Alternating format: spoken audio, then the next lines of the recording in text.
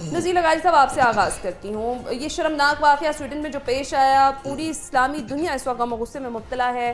کل یہاں پر احتجاج کا اعلان بھی کر دیا گیا ہے. کیا آپ کو لگتا ہے کہ آج تک اسلاموفوبیا کا جو مقدمہ ہے وہ مسلم امہ صحیح طریقے سے لڑ پائی ہے؟ دیکھیں، مسلم امہ کے پاس مقدمہ لڑنے کے لیے کوئی تیاری کرنے یا نہ کرنے کی بات نہیں ہے. یہ تو ایک اچانک ایسی چیز اٹھ کھڑی ہوتی ہے. وہ اپنے ہاں یورپ نے یہ اپنے جن چیزوں کو مقدس بنایا ہوا ہے ان کا تو بہت احترام کیا جاتا ہے، ان پر قانون بھی حرکت میں آ جاتے ہیں. وہ کہتے ہیں کہ کوئی شخص یہ نہ کہے کہ ہولوکاسٹ ہوا ہی نہیں تھا. اگر کوئی شخص یہ کہتا ہے کہ ہولوکاسٹ نہیں ہوا تھا تو اس کا مطلب ہے کہ وہ حقائق کو جھٹلا رہا ہے اور اس کے خلاف باقاعدہ کارروائی ہوتی ہے، گرفتاری ہوتی ہے، کیس چلتا ہے، سزائیں ہوتی ہیں. اگر کوئی یہ کہتا ہے کہ ہٹلر نے یہودیوں کا قتل عام نہیں کیا تھا تو اس بات کو سچ نہیں مانا جاتا، بلکہ اس بات کو اگر یہ کوئی کہتا ہے تو اس کو جرم مانا جاتا ہے. جرم مانا جاتا ہے. اگر ہٹلر کی کارروائیوں سے کوئی انکار کرے یا اس کے ظلم سے کوئی انکار کرے تو اس کو جرم مانا جاتا ہے. یورپ میں کہیں بھی اس کے خلاف مقدمہ ہو سکتا ہے.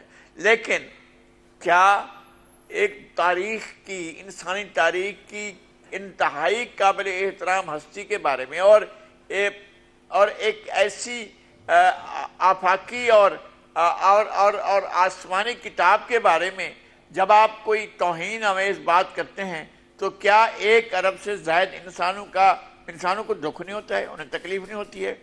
اور اس سے مقاصد کیا حاصل ہوتے ہیں؟ مسئلہ یہ ہے کہ انہوں نے ہمیں ٹارگٹ کر رکھا ہے اور ہمارا وہ اس طرح سے چیک کرتے ہیں کہ ہم کہاں پر کھڑے ہوئے ہیں اور ہماری جو ہے وہ پوزیشن کیا ہے اور ہم کسی کے لیے کیا کر سکتے ہیں. یعنی یہ کوئی بات ہوئی کہ سویڈن کیا ہے، کتنا کوئی بڑا ملک ہے جس کا جغرافیہ تو ہمارے کسی 2 ضلعوں کو ملا کر بھی اس کے برابر نہیں ہے. لیکن کیا وہاں پر کوئی ویلیوز ہیں، کوئی اخلاقیات ہیں، کوئی انسانی، آپ اس کو آزادی کہیں گے؟ یعنی وہ ٹھیک ہے کہ اسکینڈینیوین کنٹریز میں بہت سی چیزوں کو ویلیوز سمجھا ہی نہیں جاتا ہے، بہت سی چیزوں کو اقدار سمجھا ہی نہیں جاتا ہے. یہ میرا کوئی چارج نہیں ہے، میرا کوئی الزام نہیں ہے.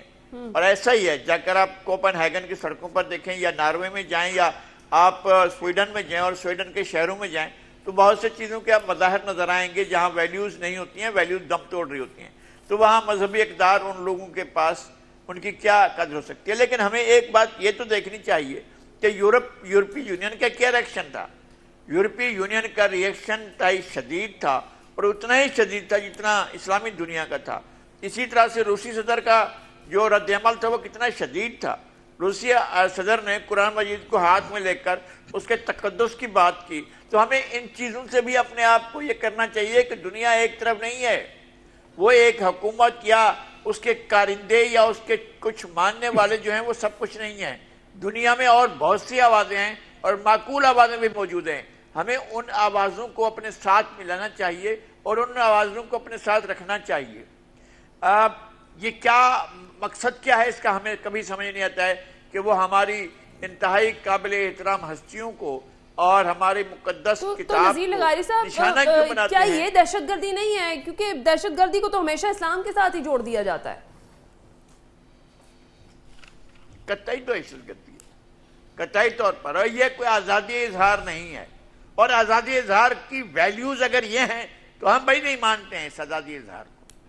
آزادی اظہار بعض چیزیں ہوتی ہیں. ہماری مسلمات ہیں، 1 ارب سے زائد انسانوں کی مسلمات ہیں. ہمارے ہاں ان کو تقدس کا درجہ حاصل ہے. تو کیا 1 ارب سے زائد انسانوں کے جذبات کو کچلنا جو ہے یہ آزادی اظہار کے زمرے میں آئے گا؟ نہیں، ایسی کوئی آزادی اظہار نہیں ہے. اگر آپ انسانوں کے ساتھ آپ ایک شریفانہ رویہ نہیں رکھ سکتے اور بلکہ معاندانہ رویہ رکھتے ہیں تو پھر آپ کی کیا اخلاقیات ہے اور آپ کون سی اخلاقیات کی بات کرتے ہیں؟ میرا خیال ہے کہ سویڈن میں اس سے پہلے جہاں بھی یہ ہوا ہے وہ سارے کا سارا غیر انسانی تھا اور انسانی اقدار اور مذہبی اقدار کے علاوہ انسانی اقدار کے بھی خلاف تھا. بالکل ٹھیک کہہ رہے ہیں، یہ مذہبی اقدار کے ساتھ ساتھ انسانی اقدار کے بھی خلاف تھا.